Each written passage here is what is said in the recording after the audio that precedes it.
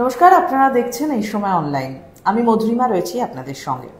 আমাদের প্রত্যেকেরই জানতে ইচ্ছে করে পাশের মানুষটার মনে কি চলছে।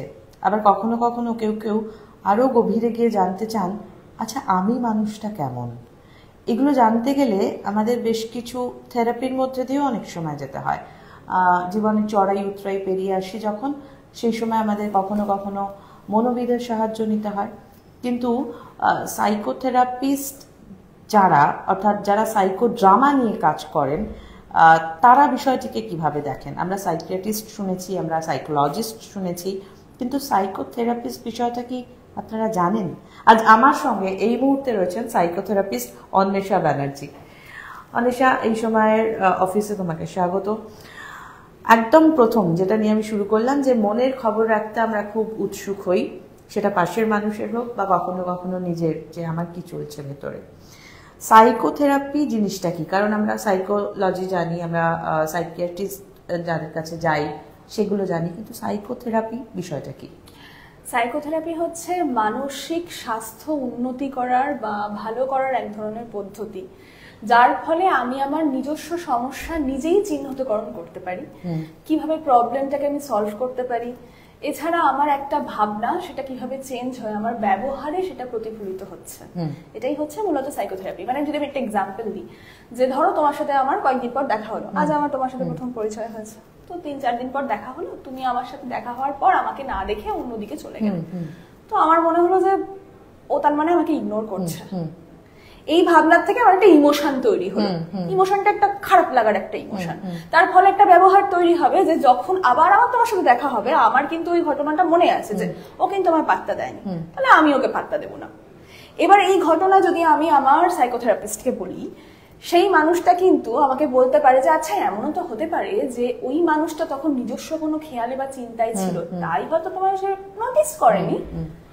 তাহলে কিন্তু আমার ইমোশনটা একটু বেটার হলো যে হ্যাঁ এমনটাও তো হতে পারে। তার ফলে আমার একটা ব্যবহারিক চেঞ্জ হতে পারে, এটাই যে দেখো আমার তোমার সাথে সকালে দেখা হলো, তুমি কি আমায় দেখতে পেলে না, এটা আমি ওকে বলতে পারি। তাহলে এটা একটা অনেক বেটার কমিউনিকেশন। আমার কথাটাও বেটার হলো, কথা বলাও বেটার হলো, আমার ব্যবহারটাও বেটার হলো। এটাই সাইকোথেরাপির জায়গা। এবার আসি কাউন্সেলিং। আমরা তো মনোবিদদের কাছে যখন যাই, কাউন্সেলিং এর কথা আসে। কাউন্সেলিং এবং সাইকোথেরাপির মধ্যে তফাৎ কি? বেসিক তফাৎটা হচ্ছে কাউন্সেলিং খুব কম সময়ের জন্য হচ্ছে, খুব কম সমস্যা নিয়ে আমি যখন যাচ্ছি সেটা কাউন্সেলিং, আর সাইকোথেরাপি হচ্ছে আরো ডিটেলে যখন আমি যাচ্ছি বিষয়টাতে। যেমন বলতে পারি, একটি ছোট বাচ্চা, সে ক্লাস 5 বা 6 এ পড়ে, তার রেজাল্ট ভালো হচ্ছে না, ক্লাস 4 অব্দি খুব ভালো রেজাল্ট হয়েছে, হঠাৎ করে 5-6 এ তার রেজাল্ট ভালো হচ্ছে না। অথবা অনেক বাচ্চাদের আমরা দেখি যে পরীক্ষার আগে এসে ব্ল্যাক আউট হয়ে যাচ্ছে, অঙ্ক পরীক্ষার আগে এটা অনেকের হতো। তো সেই যে একদম পার্টিকুলার এই সমস্যা, আর কিন্তু কোনো সমস্যা নেই, শুধুমাত্র পার্টিকুলার এই সমস্যাটা নিয়ে যখন সে একজন মনোবিদের কাছে যাবে, তখন তার কাউন্সিলিং, মানে ধরুন 8-10 দিনের মধ্যে এই প্রবলেম সলভ হয়ে যায়। কারণ কাউন্সিলিং এখন খুব বেশি চলে, তার কারণ হচ্ছে যে খুব কম সময়। আর সাইকোথেরাপি হচ্ছে আরো ডিটেলে, মানে ওর এই ব্ল্যাক আউট হয়ে যাওয়ার পেছনে কি কোনো ট্রমা আছে, কোনো অ্যাবিউস আছে, বাবা মায়ের সম্পর্ক কিরকম, তার ফলে তার কিরকম ধরনের মানসিক পরিবর্তন হচ্ছে কিনা, এই সবটা নিয়েই কিন্তু যখন আমি দেখছি, তখন কিন্তু সাইকোথেরাপি, এবং এটা একটু প্রলং, একটু সময় সাপেক্ষ ব্যাপারটা চলে। এই সাইকোথেরাপি জিনিসটা মানে কিভাবে হয়? যেমন মনোবিদদের কাছে আমরা যখন যাই কাউন্সেলিং এর জন্য বা অনলাইনে, সেটা আমরা কথা বলতে থাকি, একটা সেশন, 2টো সেশন, যার যেরকম প্রয়োজন হয়। সাইকোথেরাপিতে কি করা হয়? শুধু এক্ষেত্রে কি ওই কথা বলাই বিষয়টা হয় না? অনেক ধরনের সাইকোথেরাপি হয়, তো তার মধ্যে যেমন ধরুন সাইকো অ্যানালিসিস, আপনারা যদি নিজেরা নেট সার্চ করে জানতে পারেন, সেখানে কি হচ্ছে আমি আনকনসিয়াস মাইন্ড দেখছি। একটু আগে ভাবনার যে কথাটা আমি বললাম, সেটা হচ্ছে কগনিটিভ বিহেভিয়ার থেরাপি। এছাড়া হয় ক্লায়েন্ট সেন্টার থেরাপি, মানে শুধুমাত্র আপনাকেই আমি গুরুত্ব দেব। সেখানে বলা হচ্ছে আনকন্ডিশনাল পজিটিভ রিগার্ড বলে এই সমস্ত আমরা শব্দ ব্যবহার করি, বিষয়টা কিন্তু সবাই আমরা উপলব্ধি করছি, শুধু সাইকোলজিস্টরা নামটা জানে।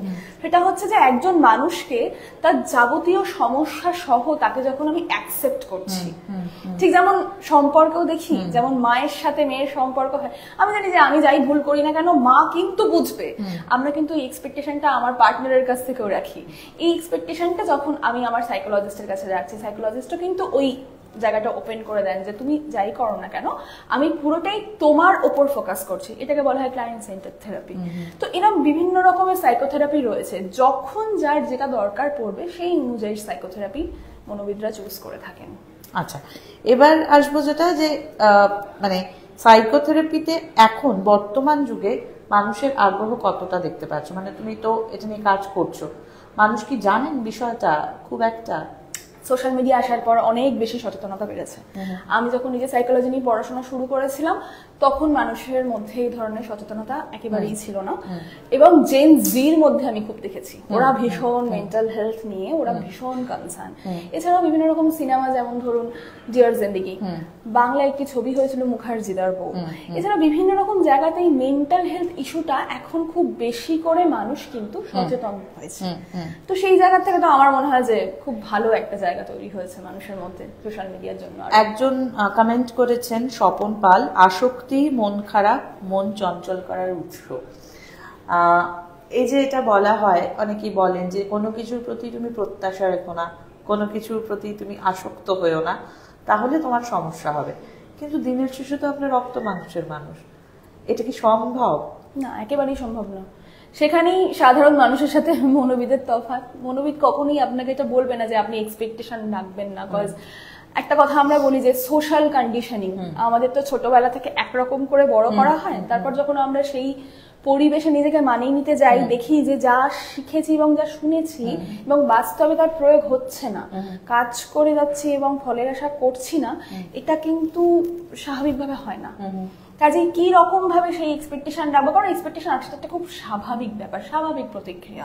ঠিক যেমন আমরা অনেক সময় ওভার থিঙ্কিং করি, অনেক কিছু ভাবি, অনেক উদ্বেগ তৈরি হয় আমাদের মধ্যে, সেটাও যেমন আমাদের নিয়ন্ত্রণে থাকে না। অথচ এই কথা যখন আমি পাশের মানুষকে বলি, সে বলে চিন্তা করিস না, এটা হয় না। মনোবিদ কিন্তু আপনাকে এই ধরনের কথা কখনোই বলবে না। কাজেই এই ধরনের আসক্তি বা যেটা আপনি বলেছেন বা উদ্বেগ, এই সব হওয়া খুবই স্বাভাবিক, এক্সপেকটেশন হওয়া স্বাভাবিক, কিন্তু কতটা হলে আমার নিজস্ব ক্ষতি হচ্ছে এবং আমার পারিপার্শ্বিক ক্ষতিগ্রস্ত হচ্ছে, সেই জায়গাটার বাউন্ডারির জন্য একজন প্রফেশনালকেই দরকার। একটা জিনিস বলো আমাকে, যে আমরা অনেক জায়গায় দেখেছি মিউজিক থেরাপির কথা, অনেক জায়গায় দেখেছি মানে আর্ট থেরাপি, মানে আঁকতে আঁকতে মন ভালো করা। আমাকে একজন বিশিষ্ট শিল্পী বলেছিলেন যে ছবি যদি না আঁকতে পারিস, রং করতে থাকিস, মানে জাস্ট তুই সাদা কাগজ নিয়ে রং ঘষে যা, তাতে তোর মনের উপর এফেক্ট হবে। তাহলে সাইকোথেরাপির ক্ষেত্রে এরকম কোনো বিষয় আছে? মিউজিক থেরাপিতে মিউজিক শুনে শুনে মন ঠিক হয়, সাইকোথেরাপিতে কি করা হয়? মানে এক্ষেত্রে কি কোনো নাচ, গান, নাটক, কোনো কিছুর সংস্পর্শে আসতে হয়?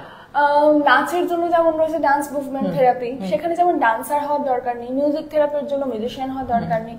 আমি যেহেতু অভিনেত্রী, অভিনয়ের সাথে যুক্ত এবং থিয়েটার করেছি বহুদিন ধরে, তো থিয়েটারে যেটা হয় সিনেমার থেকে সেটা যেরকম আলাদা, যে একটি চরিত্র আমরা কিন্তু বহুদিন বহু শোয়ে এক এক দিন এক এক রকম ভাবে করতে পারি এবং তার মধ্যে অনেকটা ডিটেলে ঢুকতে পারি। কাজে সেখান থেকে যে সমস্ত টেকনিক অ্যাপ্লাই করা হয় অ্যাক্টরসদের ওপর, সেগুলো কিন্তু সাইকোথেরাপিতে কাজে আসে। সেটাকে বলা হয় সাইকোড্রামা বা ড্রামা থেরাপি। আচ্ছা, সেটাও খুবই ইম্প্যাক্টফুল, মানে সেটা থিয়েটার ওয়ার্কশপের মাধ্যমে কিন্তু করানো যায় এবং সেখান থেকে একটা হিলিং প্রসেস তৈরি করা যেতে পারে। এই যে ড্রামা থেরাপি মানে তুমি নিজে যেহেতু থিয়েটারের সঙ্গে যুক্ত, সেখানে তো বহু মানুষ বহু চরিত্রের সঙ্গে প্রত্যেকদিন ইন্টারাক্ট করতে হচ্ছে। এবার তার মনের অবস্থা কি রয়েছে সেটা তার বিহেভিয়ারের মানে ফুটে উঠবে, তখন সেটা ম্যানেজ করবে কি করে? কেউ যদি খুব বিরক্ত থাকে বা খুব রেগে থাকে বা কষ্টে থাকে, সেটা কিভাবে তোমরা ট্রিট করো?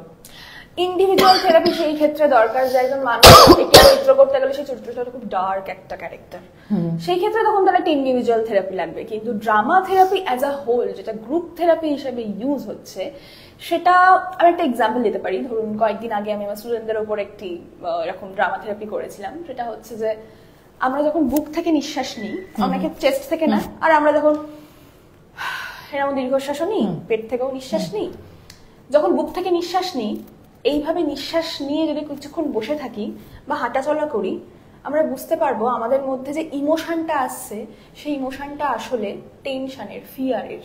আচ্ছা, এটা করলে বোঝা যাবে। আপনি কয়েকক্ষণ ধরে যদি বুক থেকে আমরা নিঃশ্বাস নিই, আমরা বুঝতে পারবো যে আচ্ছা ফিয়ারের একটা ব্যাপার তৈরি হচ্ছে। এইবার যদি আমি তাকে বলি যে এই ধরনের অনুভূতি তুমি এর আগে কখন পূর্ববর্তী সময়ে তুমি পেয়েছো, সে মনে করে দেখেছে যে এরকম ধরনের অনুভূতি তার হয়েছে ইন্টারভিউ দিতে যাওয়ার সময়, পরীক্ষার কোশ্চেন পাওয়ার আগে। Exactly so, this is called anxiety. এবার তার অ্যাংজাইটি কতটা প্রবল, যেমন একটি মেয়ের তার ভীষণ অ্যাংজাইটি ছিল, সে যেমন বললো ম্যাম আমি এটা কন্টিনিউ করবো। আমি ঠিক আছে তুমি এসো, মানে ও বেশিক্ষণ পারছে না চেস্ট ব্রিদিংটা, কারণ ওর চেস্ট ব্রিদিংটাই হয়। এরপর যেটা করতে হয় সাথে সাথে ডিপ ব্রিদিংটা শেখাতে হয়। এবার আমি আপনাদের শেখাতেই পারি যে অ্যাংজাইটিতে যখন এটা হবে তখন আপনি ডিপ ব্রিদিং করুন, কিন্তু এটা একটা ইনফরমেশন অতটাও ভালো কাজ করে না যতটা ভালো কাজ হয় রিয়ালাইজেশনে, আমাদের উপলব্ধিতে সব থেকে ভালো কাজ হয়।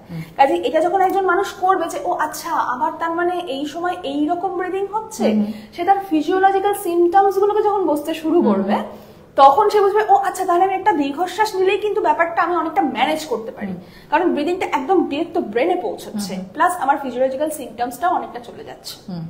তো সেই ক্ষেত্রে এটা ভীষণভাবে কার্যকর হয়। সাইকোথেরাপি, থিয়েটার, তার সঙ্গে আরো একটা অংশ যে আমরা ক্যামেরা অন করার আগেই তুমি আমার লেখা দেখে আমাকে কিছু জিনিস বলছিলে, এই প্রত্যেকটা জিনিস কি নিজেদের মধ্যে একটা অপরের সঙ্গে মানে যুক্ত? হ্যাঁ, এটা ভীষণভাবে যুক্ত। মানে তুমি গ্রাফোলজির কিছু অংশ বলছিলে, ইনফ্যাক্ট এখানেও তুমি খাতা খোলার পর আরো কিছু বললে। তো এই যে গ্রাফোলজি বিষয়টা, সেটা সাইকোথেরাপির সঙ্গে কতটা যুক্ত? মানে তোমরা যখন কাউকে কোনো কেস হ্যান্ডেল করছো তখন কি এই জিনিসগুলো দেখো? হ্যাঁ অবশ্যই, মানে বিষয়টা হচ্ছে যে সাইকোথেরাপি করতে গেলে তো কিছু টেস্টিং করতে হয়। মানে আপনার ধরুন টাইফয়েড হয়েছে, না ডেঙ্গু হয়েছে, না কলেরা হয়েছে, না ম্যালেরিয়া হয়েছে, আমি কিভাবে জানবো? আমার মনে হলো আপনার উপসর্গ দেখেছে আপনার হয়তো ম্যালেরিয়া হয়েছে, আমি শিওর হতে পারবো না। তো শিওর যদি না হই আমার ট্রিটমেন্ট ঠিকভাবে হবে না। এবার এই সাইকোলজিক্যাল টেস্টিংটা একটু দীর্ঘস্থায়ী। গ্রাফোলজিতে কিন্তু সেটা হয় না। গ্রাফোলজিতে সেটা চট করে বোঝা যায়, পার্সোনালিটি ক্যারেক্টারিস্টিক্স, আপনার কোনো শারীরিক সমস্যা বা মানসিক সমস্যা, এই জায়গাগুলো চট করে ডায়াগনোসিস করা যায়। কাজে সেইখান থেকে কিন্তু ট্রিটমেন্ট মোটামুটি একটু হলেও তাড়াতাড়ি শুরু করা যেতে পারে। মানে কেউ যদি গ্রাফোলজির কারণে তোমার কাছে যায় তাহলে সে তার মনের হদিশ পেয়ে যেতে পারে? অবশ্যই পাবে, তাড়াতাড়ি। আচ্ছা, এবার কেউ গ্রাফোলজির মধ্যে দিয়ে তারপর সাইকোথেরাপিতে গেল, সেক্ষেত্রে সময় কতটা লাগতে পারে? আমি যেটা একটু আগে বললাম, কেস টু কেস বোধহয় আলাদা হয়। কেস টু কেস ব্যাপারটা ভ্যারি করবে। এক্ষেত্রে বয়সের কোন রকম সীমাবদ্ধতা আছে নাকি যে কোনো বয়সের মানুষ এই সাইকোথেরাপির মধ্যে দিয়ে? মানে আমি এরকম অনেকের ক্ষেত্রে দেখেছি 3 বছর বা 5 বছরের শিশু তার মা বাবা নিয়ে গিয়ে বলছেন যে ও বেশি দুরন্ত কিংবা ও একদম অন্যমনস্ক, কারোর কথা মন দিয়ে শোনে না, এগুলোও কি এই সাইকোথেরাপির মাধ্যমে অবশ্যই করা যায়? অবশ্যই করা যায়, সাইকোথেরাপির মাধ্যমে ট্রিট করা যায়। তবে হ্যাঁ দেখতে হবে যে কোনো কিছু যদি খুব বাড়াবাড়ি হয়, মানে ডিসঅর্ডারের ক্ষেত্রে আর কি, সেই ক্ষেত্রে ফার্মাকোথেরাপি মানে মেডিসিনটা অনেক সময় লাগে। এবং মেডিসিন কিন্তু সবসময় সাইকিয়াট্রিস্টরাও বলে শুধুমাত্র মেডিসিন খেলে হবে না, আপনি একটু সাইকোথেরাপি বা কাউন্সেলিং এর মধ্যে দিয়ে গেলে আপনার সুবিধা হবে। ধরো কেউ কেউ খুব খুব খুব রিজিড, মানে আমার লাল এভারেডি ব্যাটারি চাই মানে লাল এভারেডি চাই, নীল এভারেডিতে হবে না। এই রিজিডিটি বাকিদের জন্য তো ক্ষতিকরই, তার নিজের জন্যও তো অনেকটা বেশি ক্ষতিকর। এই জায়গাটা ব্রেক করতে অনেকটা সময় লাগে, কারণ অন্য কাউকে বদলানোর চেয়ে নিজেকে বদলানো বোধহয় সহজ, যেমন কঠিনও বোধহয় তার চেয়ে অনেকটা বেশি। এখানে যেটা তৈরি হয় সেটা হচ্ছে রেজিস্ট্যান্স।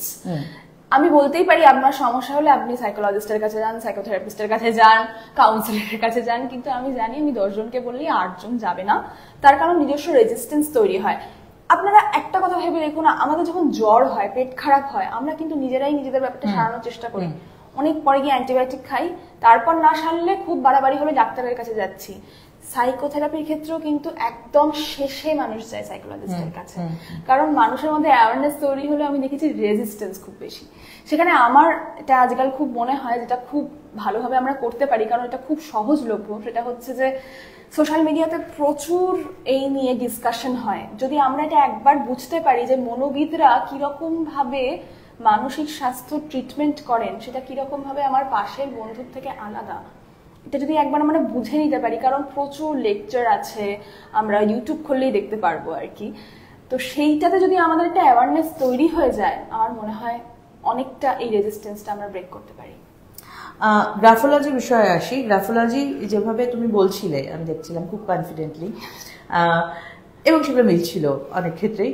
তো তোমাকে কি কখনো কেউ বলেছেন যে না এটা মেলেনি বা ওটা মেলেনি? অ্যাকচুয়ালি জ্যোতিষ যারা করেন, ঠিক আছে, তাদের ক্ষেত্রেও তো এরকম অনেকে বলেন যে হ্যাঁ এগুলো মিলেছে, না এটা মেলেনি ওটা মেলেনি।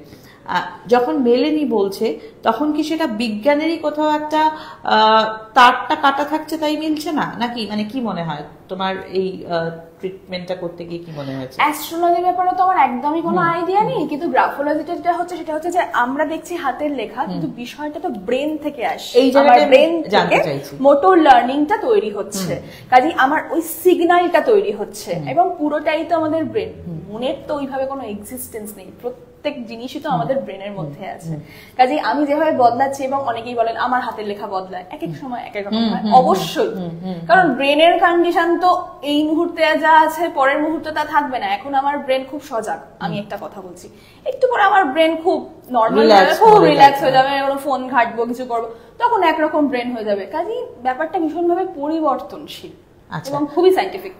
এক্ষেত্রে কি মহিলাদের হাতের লেখা আর পুরুষদের হাতের লেখার মধ্যে কোনো তফাৎ থাকে বেসিক? বা আমি এরকম কখনো পাইনি, আমি খুব বেসিক গ্রাফোলজি জানি, কিন্তু আমি এই ধরনের পার্থক্য কখনো পাইনি। আচ্ছা, এবার এই যে সাইকো ড্রামা, মানে সাইকোথেরাপিটাকেই কি সাইকো ড্রামা বলছো তোমরা, না দুটো আলাদা?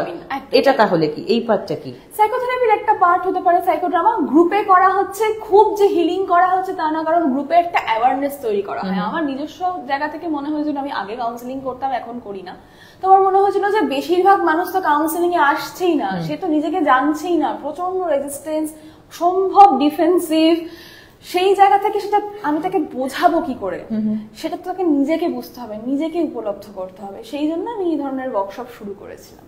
আচ্ছা, তোমার ওয়ার্কশপ কলকাতাতেই হয় এখন? হ্যাঁ, কোনো ইনস্টিটিউট যদি বলে, আমি যে একটি কলেজে পড়াই, সেখানে আমি মাঝে মাঝে অর্গানাইজ করি, বা কোনো নাটকের দলে হয়তো করাতে পারি। এইরকম ভাবে ব্যাপারটা যতটা আমি মানসিক স্বাস্থ্য নিয়ে সচেতনতা তৈরি করা সম্ভব সেটা আমি করতে থাকি। সাইকোথেরাপি এটা কি আলাদা করে কোনো কোর্স হয়? মানে মানুষ যদি শিখতে চান তাহলে কি তাকে সাইকোলজি স্টুডেন্টই হতে হবে? এরকম অনেক ক্ষেত্রে দেখা গেছে যে সে সাইকোলজি স্টুডেন্ট নয়, অন্য কিছু নিয়ে পড়াশোনা করেছে, হয়তো কমার্স গ্রাজুয়েট বা অন্য কোনো বিষয় নিয়ে, তারপর সে ডিপ্লোমা করেছে, সেখান থেকেও সে আপলিফমেন্ট হয়েছে। এছাড়া ইগনুতে খুব সম্ভবত করা যায় হয়তো কিছু কোর্স, সেভাবেও সে অনেকভাবে জেনেছে। সাইকোলজিস্ট না হয়েও অন্য কোনো বিষয় নিয়ে পড়াশোনা করেও এই বিষয় নিয়ে চর্চা করে অনেক মানুষ কাজ করছেন, এরকম উদাহরণ অজস্র আছে। এই মুহূর্তে দাঁড়িয়ে 2025 সালের জানুয়ারি প্রায় শেষের দিকে সাইকোথেরাপির মানে ভবিষ্যৎ সম্ভাবনা, যদি কেউ এটা নিয়ে পড়াশোনা করতে চান বা তিনি ভাবেন যে এটা আমার প্রফেশন, আমি হতে চাই, প্রফেশনালি এগোতে চাই, তাহলে সেক্ষেত্রে সম্ভাবনা কতটা রয়েছে? প্রচুর সম্ভাবনা। এখনকার বেশিরভাগ সমস্যা, বিশেষ করে শারীরিক সমস্যা, তার উৎস কিন্তু মানসিক। আমরা বলি সাইকোসোম্যাটিক। আচ্ছা আচ্ছা, সোর্সটা কিন্তু মেন্টাল থেকে হচ্ছে। আমরা অনেক সময় নিজেরাই বলি এটা কিন্তু স্ট্রেস থেকে হচ্ছে, এটা জানিস তো স্ট্রেস থেকে হচ্ছে। আমরা বন্ধুরাই আলোচনা করি কিন্তু এই বিষয়টা। কাজেই স্ট্রেস, অ্যাংজাইটি, ডিপ্রেশন এটা একদম খুব কমন লেয়ারে যেহেতু পড়ছে আমাদের, কাজেই সম্ভাবনা আমার তো মনে হয় ভীষণ ভাবে বাড়ছে, যে কোনো মানুষ এখানে এগিয়ে আসতে পারে। অনেক ধন্যবাদ তোমাকে অন্বেষা, আমাদের সঙ্গে কথা বলার জন্য, সময় দেওয়ার জন্য। কারণ সাইকোথেরাপি বিষয়টাই নতুন অনেকের কাছেই। হয়তো একজন প্রশ্ন করেছেন যে কাকে প্রথম যোগাযোগ করা উচিত, সাইকোলজিস্ট না সাইকিয়াট্রিস্ট? হ্যাঁ, এই প্রশ্নটা অনেকেরই থাকে। সাইকিয়াট্রিস্ট হচ্ছেন যিনি আপনাকে মেডিসিন দিচ্ছেন। মেডিসিনে অনেকের রেজিস্ট্যান্স থাকে, অনেকের মনে হয় যে আচ্ছা কথা বলে তো ব্যাপারটাকে আমি ম্যানেজ করে নিতে পারি, কাজে মেডিসিনের দরকার নেই। মেডিসিন তখন দরকার পড়বে যখন আমার খাওয়া এবং ঘুমে এবং ব্যবহারিক দিকে এমন একটি সাংঘাতিক পরিবর্তন ঘটবে, সেটা আমি কোনোভাবেই কন্ট্রোল করতে পারছি না। এমনটাও হতে পারে, আমার বাবা মার ক্ষেত্রে এরকম হচ্ছে। সেই ক্ষেত্রে আপনি সাইকিয়াট্রিস্ট, এরকম নয় যে সাইকিয়াট্রিস্ট জোর করে আপনাকে ওষুধ খাইয়ে দিচ্ছে, এটা একদমই, এটা খুব ভুল একটা ধারণা। তো আপনি যে কাউকেই কনসাল্ট করতে পারেন। এবং আমরা একটা কথা অনেক সময় ভাবি যে বিষয়টা অনেক খরচ সাপেক্ষ। বহু সরকারি হাসপাতালে সাইকিয়াট্রিস্ট রয়েছে, ইনফ্যাক্ট সাইকোথেরাপিও কিন্তু কম খরচে সম্ভব। এখন গুগল আর ইউটিউব আপনাকে অনেক অনেক পরিষেবা বিনামূল্যে দিচ্ছে, কাজেই সেই জায়গায় আপনারা এগোতে পারেন। আবারও বলি ধন্যবাদ তোমাকে, কারণ তুমি প্রত্যেকটা জিনিস ছোট্ট ছোট্ট করে গল্পের আকারে বুঝিয়ে দিয়েছো। খুব ইন্টারেস্টিং লেগেছে, আশা করি যারা দেখছেন তাদেরও ভালো লেগেছে। ফিডব্যাক চাইবো, যারা পরে দেখবেন প্রোগ্রাম বা এখন দেখছেন, জানাবেন কেমন লাগলো প্রোগ্রাম। অন্বেষা, সাইকোথেরাপি নিয়ে তোমার কাজ চলতে থাকুক, আরো বেশি মানুষ তোমার উপর নির্ভর করুক এবং সাইকোথেরাপি বিষয়টি সম্পর্কে মানুষ জেনে সার্বিকভাবে সুস্থ থাকুক, এটাই আমাদের প্রত্যেকের চাওয়া থাকবে। Thank you again. আমাদের সঙ্গে ছিলেন সাইকোথেরাপিস্ট অন্বেষা বন্দ্যোপাধ্যায়। আমি মধুরিমা ছিলাম আপনাদের সঙ্গে এই সময় অনলাইনে। এই বিশেষ প্রোগ্রামটা কেমন লাগছে জানাবেন অবশ্যই। এরকম প্রোগ্রাম আরও চান কিনা সেটাও জানাবেন। আপাতত এই লাইভটা এখানে শেষ করছি। আমার সঙ্গে ক্যামেরায় মৈনাক বাগচি।